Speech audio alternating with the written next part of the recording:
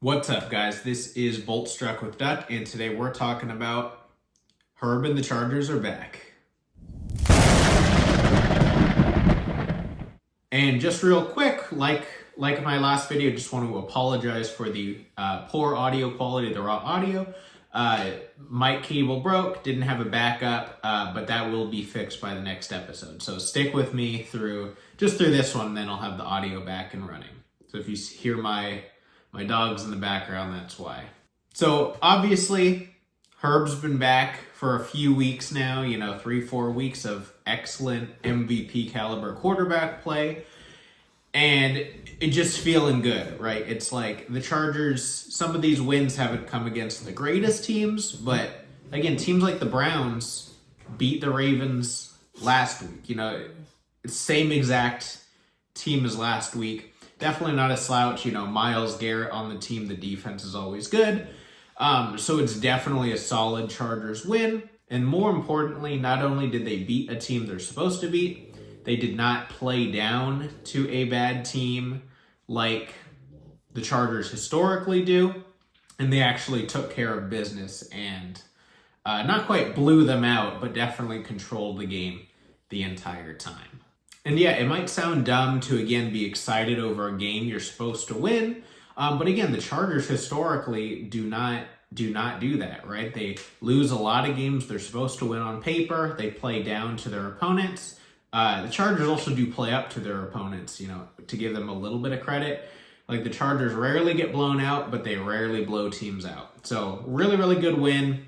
A few things I'm happy about. One, the offense, while it did slow down in the second half, it did not completely get shut down like it does a lot. Like throwback to that Denver game, excellent first half, nothing in the second half because we ended up scoring that touchdown. Should have had a field goal that Dicker missed. So the offense did slow down, but not completely. Greg Roman did get a little bit more conservative, again, like he does with leads, but not nearly to the extent as some of the other games this season. Real quick on Dicker the kicker, that's in the last 2 weeks, 2 extra points missed and a field goal missed, which is more than he had missed the entire rest of the season. Up until this point, he'd only missed 1 other field goal. So concerning, of course, especially if you're a Charger fan, you're getting war flashbacks every time Dicker misses a kick, right? It's typical Chargers.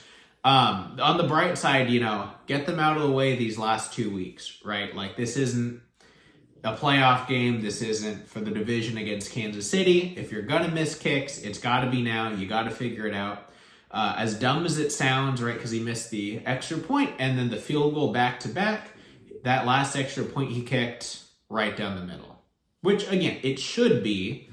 But at the same time, that's what you want to see. You want to see the correction, and then obviously in practice and into next week against the Titans. But so that's about all I have to say on that. Other than that, special teams was really, really good. Darius Davis, first game back in a while. I noticed they were alternating him and McConkey taking punts. But Darius Davis had his, honestly, first good return of the season. So hopefully those first few weeks were just a fluke because he was a little banged up. And then defense, as always, fantastic. This isn't a great Cleveland offense, but again, they did beat Baltimore and put up over 20 on Baltimore last week.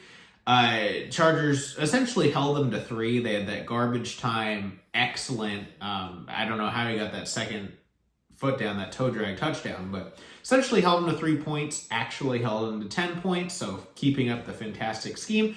Jesse Minter, same thing, gets a little relaxed in the secondary, which is to be expected. As a Charger fan, you never feel good with a 17-point lead, so that made me a little nervous, but it worked out. He knows what he's doing. I'm not a defensive coordinator.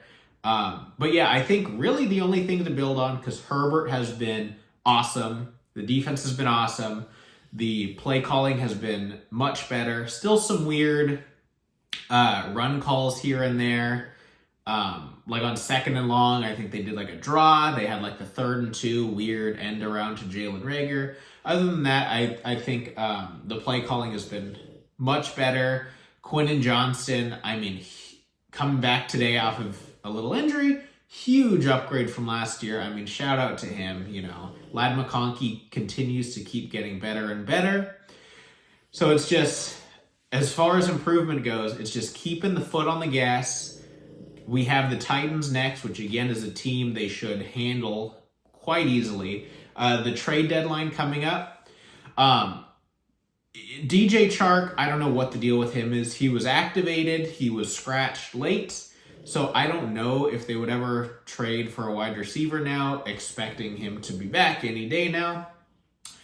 So I think the big trade deadline moves should be probably a center, which I feel bad after Bradley Bozeman's heroics last year, but he's been horrible. Interior O-line has been horrible since Corey Linsley went down, early last year. So I think, trading for a center or theoretically an interior O-lineman, but I don't see them doing that with how young our guards are. And maybe getting a threat like a tight end. I brought up David Njoku, just played him. So just maybe after the game, they just nudge him, tell him to stick around, we're in Cleveland. Tell him to just hop on the plane, with us, come back to LA. I would, love that. Especially it fits the scheme, right? He's a big guy. They like to run the ball, so getting David Njoku, who's a tough physical guy, is obviously a pass catching threat, as well as just deepening and strengthening a tight end room that is not very good. So I think that would be great. Again, coaching looks really, really good. So just got to keep up the momentum. Hopefully make at least one or two trades, but Chargers fans should feel good. Got to take care of business against the Titans because the schedule does toughen up. I noticed a lot of matchups today were AFC on AFC violence. So a lot of teams that we're potentially fighting with are going to end up taking each other out essentially. But feeling good. So let me know in the comments down below. What would you grade this game, A through F, and who do you want to see the Chargers pick up? I'll have a full Titans prediction video coming out later this week, again with better audio. But make sure to like the video, subscribe for more Chargers content, and I'll see you guys in the next one. Thanks.